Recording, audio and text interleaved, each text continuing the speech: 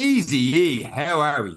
Johnny, it's Thursday. I'm a bit lost. I don't know what's going on, Can't but believe we're I'm seeing your here. face on a So Thursday morning. must What's mean going on here? It's a Thursday special. You know it. It's very rare we do a Thursday special, and that's why they're called Thursday specials. But we are a podcast that say we are here to help Irish athletes, Irish communities, and those who are looking to do good in the world of running and sport in Ireland. And when we do get good guests or good people come along, it's very hard to say no that we can't try to help them out. So this Thursday episode is a very special one. It's about people coming together in memory of their dad, in memory of a person who dedicated their life to running and was very active in the community of running. And there's so much more that we will find out in this Thursday special. But more importantly, it is a charity run. It is happening. We want you guys to know about it. And for those who can help get involved, it's definitely one of those and one of our top picks for a very rare but very worthy Thursday special. All links for this one are in the show notes. And with that said, it's this week's Thursday special of the Any Given Runday podcast. Let's go.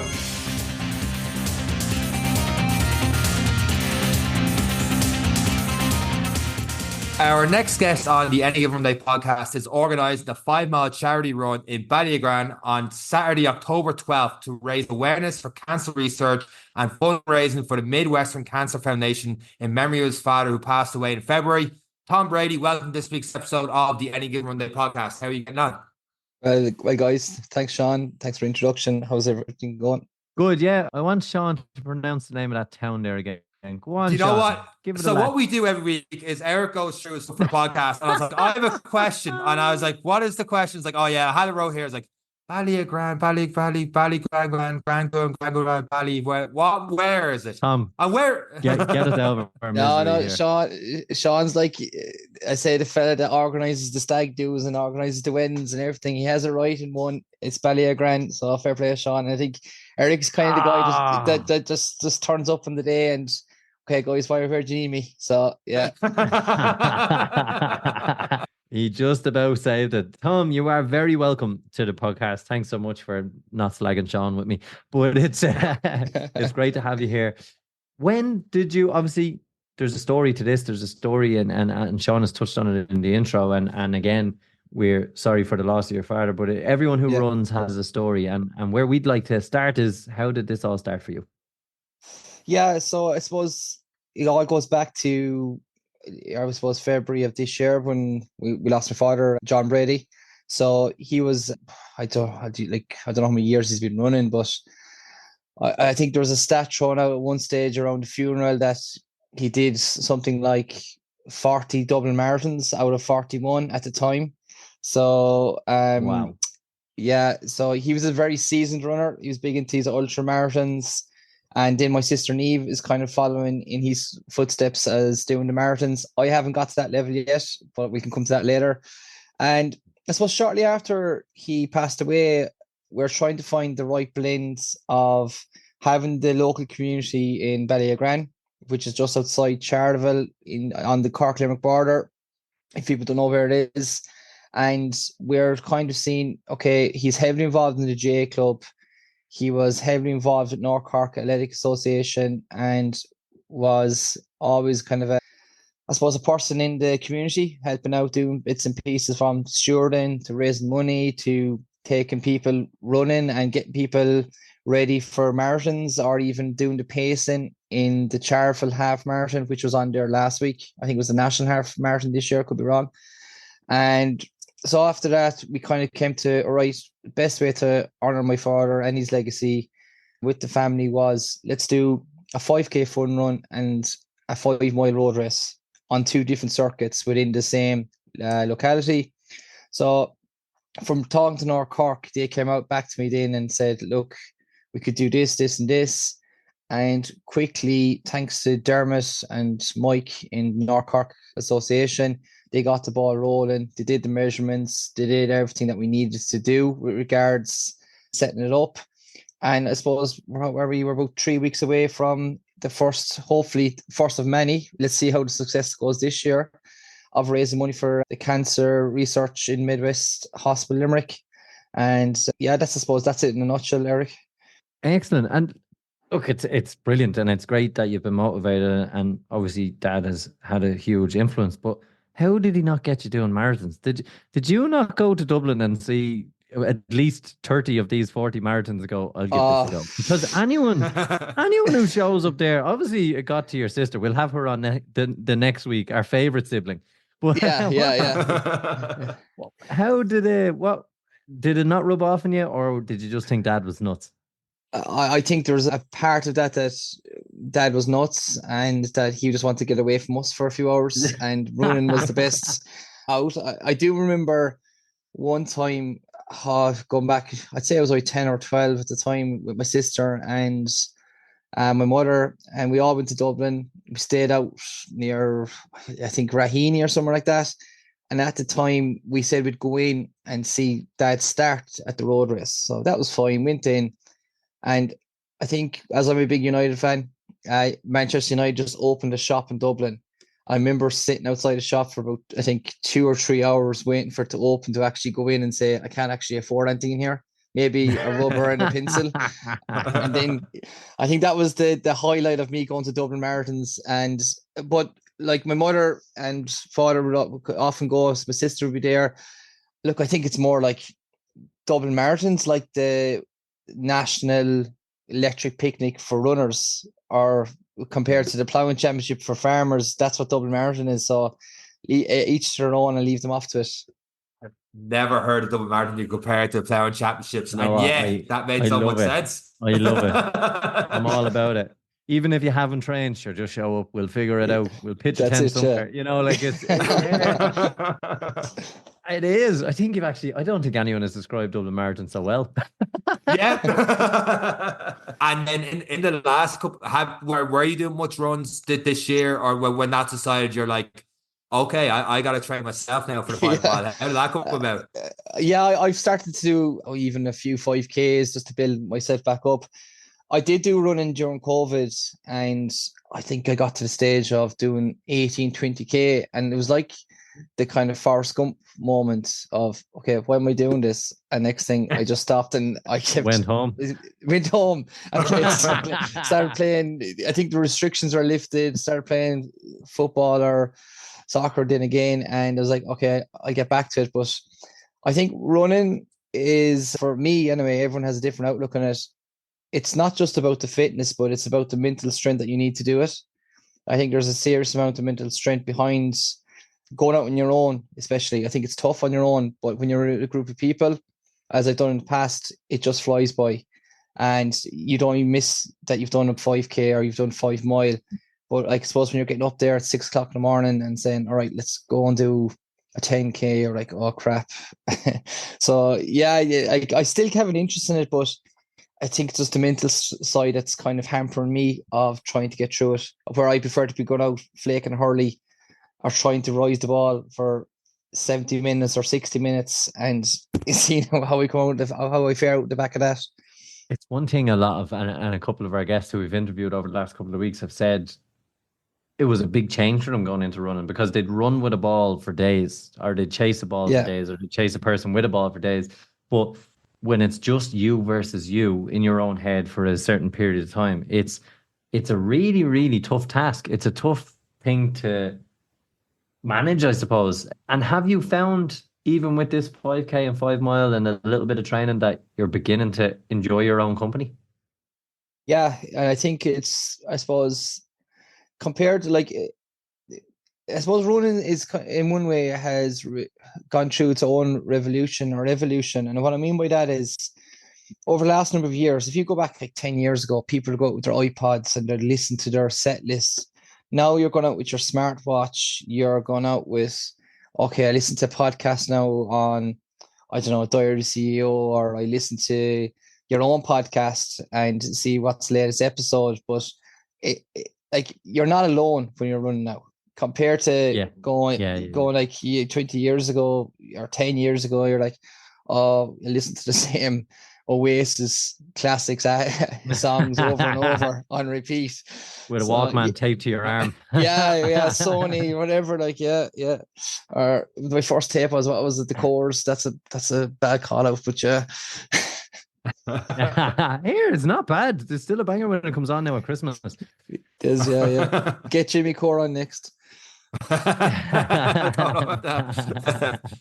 Speaking of smartwatch and stuff like that, did you find that, like, obviously marathon number one for your dad when he got into doing marathons and stuff, he always had a Garmin and stuff on, but as he got to near, 35, 36, 37, did he get more into the smartwatches and that kind of thing? Or did he look down on it and be like, you run a marathon on field? Or did you even talk to him about like how he'd do marathons? I like vaguely we kind of spoke to him about it, but I don't think he really got mad into the smartwatch thing. Firstly, I think it was too challenging for him, being by kind of old school Irish guy, just wants to go out and run. I think what he was using as his pacer were just the balloons tied to him as the markers. But I look, one thing he always said to me is, and I think he said to Neve, my sister as well, is just go out steady. Don't go too fast. And what I mean by that is when you're in the moment of these half marathons, fun runs, marathons, people just are loose and they just take off thinking, I'm going to sprint this. And next thing you're 3K and you're like, oh God, I'm flat. Big mistake. Big mistake. Yeah, big mistake. So find the nearest pub or ditch and get me into ditch it. Or just right across, fall over, yeah, so I think from that side, those kind of generations, they still use them, but I'd say they know their own bodies at this stage. I think it's more if you become accustomed to something and you become, I suppose, that you need it, it then becomes a distraction. But at the same breath, do you actually need all these watches and devices when you're actually running? Maybe there's an argument there sometime to try it. How would you get on without them? Yeah, I know I've got one myself and all, but like we've had running coaches on the last couple of weeks, the podcast and nutritionists, and been like, how much has changed in the last 30 years? And like, really nothing. You're just hearing all this sort of different noise and stuff, but like, go out, run steady. That solid advice. It sounds simple, but I have failed to do it so many times. Just nutrition, get your carbs in before, don't overthink it. And yet we always do. And it's just go out, run and enjoy it. Yeah, exactly it. Like, I think it's just marketing has got us where it wants us, and just buy. And silly podcasts, not like ours. I know. No. We are the pinnacle of good advice when it comes to running. Oh, you're like the two Johnnies of running the 2V. Definitely the two average Johnnies that running.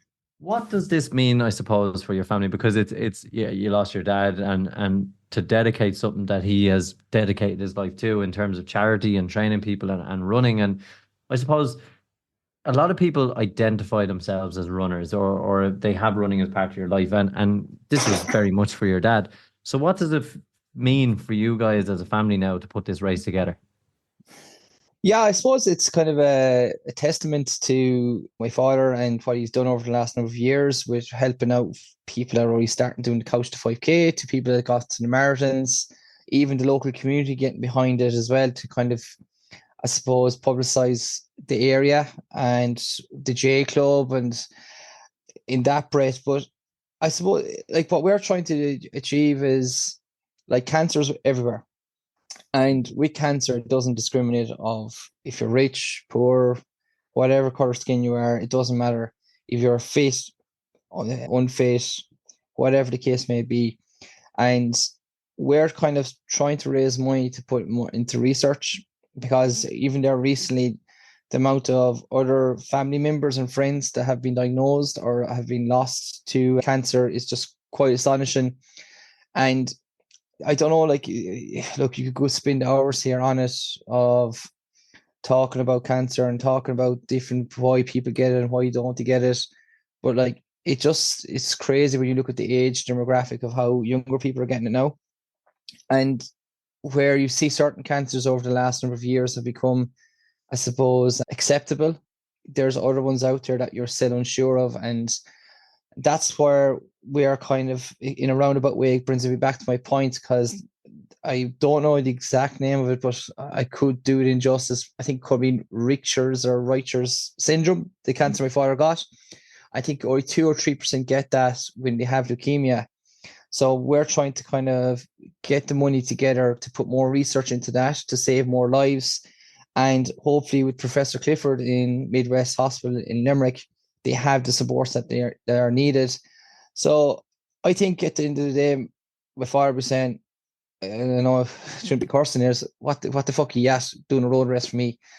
Let me go out and run. So look, it's one way that myself and my Neve and my mother would say, look, let's raise some money, let's put it back towards the charity and the research, because he had the best of care in Limerick Midwest Hospital, and we just want to continue that on to, even if it saves one life or saves 2 lives or just discovers something different with regards giving people longer life expectancy. That's the ultimate goal at the end of this.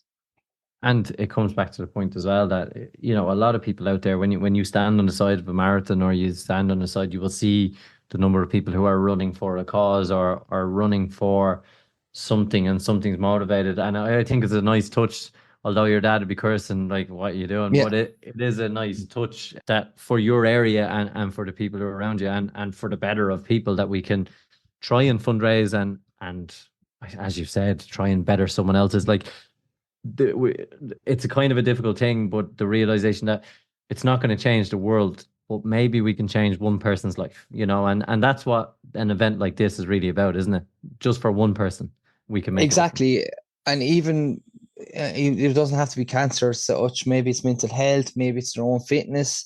Like, having something kind of health or orientated might get people back into doing couch to 5Ks, might get them walking a bit more, might get them actually, all right, I like this again. Because I think when COVID passed, people are back into the rat race and are rushing so much and are trying to find. So I see certain people are trying to find the life balance again, which is tough.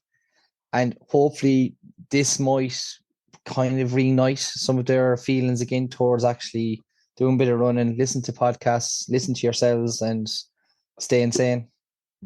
Listening to us doesn't necessarily guarantee. We'll have to put an asterisk with that one now. I think so. It's like drink aware. If you Listening drink to 20 us will pints, get you. It could definitely get you into more trouble than it'll help you. And what I suppose for us, and pure curiosity from a non-running background, what does it take to set up a race? Like, I know you had great help in the 2 guys you mentioned already from North Cork, but what does it take to put on an event like this? I didn't realize how much project planning you have to do. I work for CPL as more or less a project manager, but that's easier to do compared to put on this. Look, there is a lot behind it, especially the insurance side of things, especially around having the cover like Red Cross or the Guardian Síochána, and then stewards, because when you're out in the countryside, there will be one group, and I'll actually come on to a story in a second. It just reminds me, there will be one group that'll take the wrong turn and end up a cul-de-sac or inside a farmer's yard in the milking parlour, then actually continuing on the track that you should be on, because you need stewards, you need people. I think if you have a good committee and community behind you, which I'm fortunate enough to have with Castletown Ballyagran GA, it takes a lot of the burden off. And I suppose where I'm lucky as well is some of these have organised running events before, and I'll test your memory now, but did you ever see a thing on Sky Sports years ago at the races of this donkey derby, of these donkeys running around a field?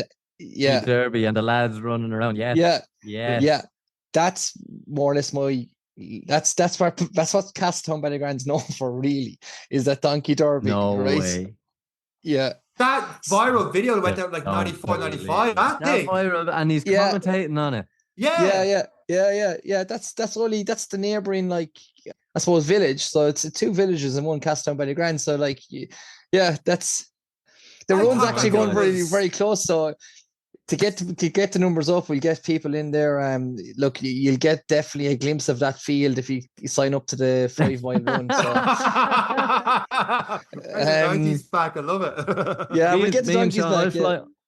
I'll fly back, and me and Sean will dress up like a donkey and just stand in the field. Yeah, look, yeah. But yeah, like, so basically every year there's a kind of a patron festival in that village. And one year my father had to organise I think it was like a 5K race on the Thursday. And there was an underage one as well for these kids to take part. So that was grand. They left them off with very little supervision. I think about an hour passed, about 80% of them were back. 2 hours passed, they're still missing a good 10, 12 kids. So that they took the wrong turn and ended up in some forestry or in some farmer's yard. So there was a bit of a search going on trying to find these kids. So that's when it comes back to, you need all these stewards and need these people at gates, because learning from my father and learning from Grace that helped my father on that run, my father was like, they'll be grand, they'll get back at some stage. But I think the kids haven't taken up running since and have retired from all sports. In honor of your dad, would you not send them in through a farmer's yard anyway, just to, you know? Yeah, that's it. Just to keep them guessing. Yeah. Like, it's a lot of the things and a lot of people don't realize. We show up to the race, we'll criticize this, we'll criticize that, but we don't understand how much has gone in, and particularly when it's an event like this, which is new. It's to remember the goodness of what it's about. It's about participation. It's about showing up for the community. It's about fundraising and enjoying the day. Have you any advice for anyone who wants to take part in the event, and how can people find out more about it? Look, just to the first point, Eric, and don't get me wrong, there will be something on the day that won't go wrong, or that will go wrong, and there will be something that could have done better. So there is a lot of that, what's going on in the background there, of kind of Security Junction, make sure everything joins together and get it all right. But for taking part for the event, I can share the 2 links with you afterwards. But if anyone that's listening to the podcast wants to go ahead and sign up, they can go onto the North Cork Athletic Club website, and on the right hand side there's a pane there if you drop down into the John Brady 5 mile road race, and they can buy tickets there for the 5 mile, or they can register for the 5K. And then they're all look, if people, I know this year podcast is spread across the country and gone international here as well. So if people like to donate, they can do as well on the links that are provided within that page. So that's, I suppose, in a nutshell of where they can. It's on, as you said, Saturday the 12th of October in a small place called Ballyagran, and we'll hopefully have some donkeys to pass. Bring your donkeys. Anyway. Any mode of transport is accessible or warranted. And what will your family do in terms of participation? Are you going to stay in the project management, or are you going to lead the charge on the first 3K and then find a ditch, or what way? That's it. I myself and my mates were just on about this, because 1 or 2 of them signed up to the 5 mile, and they don't have a notion of finishing that 5 mile. I think there's more chance of them driving the 5 mile than actually finishing the 5 mile. So I'm hoping to take part in the 5K if I get it. Hopefully there will look to be plenty of friends and family that'll do that, and then I think my sister's going to do the 5 mile. So I don't think I'll do the 5 mile, because if I beat her or she beats me, I won't hear the end of it. So I'll leave that alone. Sounds like it should be a friendly bet there between your 2 friends, and who actually finishes there. No. Straight to the charity for it. Yeah, that's it. Yeah. So lastly, when people are looking at coming to this event, what will the day look like? Is there anything else before, after? What time should people be there at? What's the ins and outs that people will need to know in order to come and take part? Yeah, so look, I suppose the main thing, Eric, is arriving time. There will be, I suppose, music. The hall will be open. There will be a bit of a warm-up. There will be fruit, water, etc. available. There will be plenty of parking in the local J Club, so we have a few hundred spaces there. Oh, look, all that's stopping us now is a funeral and bad weather, because the 5 mile starts at the church. So if there's a funeral on, we might have to move the starting point. The project manager side. You put the muckers on it now. Oh, stop. And are you giving out medals? I'll get a biscuit, maybe a rich tea or digestive at the end. You can't eat a medal. It's No more medals this valuable year. than that. You can't eat medals. Forget about the medals. A bit of food and you're happy out. Absolutely. There will be spot prizes, and there will be prizes for both competitions of the 5K fun run and then the 5 mile. So we will be doing something for all kind of ages and all grades. No, I say it in joke because I tend to slate medals and t-shirts, but this one is for charity. It is for a great cause, and it will be a proud day. I know you've a lot to still plan. You're a couple of weeks away, and there's a lot still to be done, but I'm sure afterwards you'll enjoy the moment when it's done, and probably take a little bit of pride in how far you've come since your dad's passing. And it's an amazing thing that you guys are doing, and it's an amazing opportunity for the community to get behind something, and hopefully is the plan to keep this an annual event. Yeah, as one of the ladies taught me, You said that's so defeated. Yeah. I got my wings clipped a while back there, right, and saying, "Oh, Jesus, we could do this annually, and we could aim for going national in this." But look, I hope it goes to be an annual thing. I think it's a good kind of point for people doing the 5 mile ahead of Dublin, and that's what I've been told by the athletics club, that some people that are getting ready for Dublin would come and do this just to empty the tanks a small bit, sprint it a bit, and up their time slightly for the 5 mile. If like all going well, I love it to be an annual thing. I love to keep raising money and just spread the word. But I suppose I have to get through the committee and get through that there's no accidents or there's no people gone missing the first year, and then we'll go from there. Well, it's actually I mean, like the week before the 5th, 6th is when people usually get the 3/4 marathons, those 3/4 marathons throughout the country. So just get a bit of speed back into the legs and just get that bit moving there. It is absolutely something brilliant to do for people leading up to the marathon. And the very best luck with this race. Well, I appreciate it, Sean, even though you're in San Francisco's top and I'm a Patriots fan. With a name like Tom Brady, it couldn't be anything else. I bit my tongue through the entire episode not to bring the Tom Brady connection across in this one. I was like, no, I won't mention it. Even though when I first popped up my phone, Tom Brady's podcast, I'm like, oh, but it's been great to have you on the podcast. No, Tom, it has been brilliant. Hopefully those who can travel down to you, and hopefully the people around the area and Cork who are thinking of coming up, it's a race a little bit closer to home in the Limerick Cork area that they can stretch the legs and get involved in, and it's a fantastic opportunity for them in the taper to work on the speed. As you said, it's a great event. We really do wish you all the best.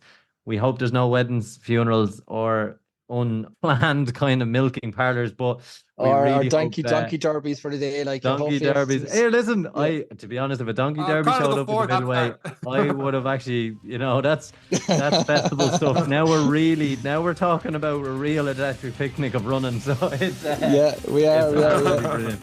And on that note, all the links will be in the show notes for the podcast. Please do sign up for that race. And that's it for this week's episode of the Any Given Runday podcast. Myself, Tom Brady, and Eric. Take care.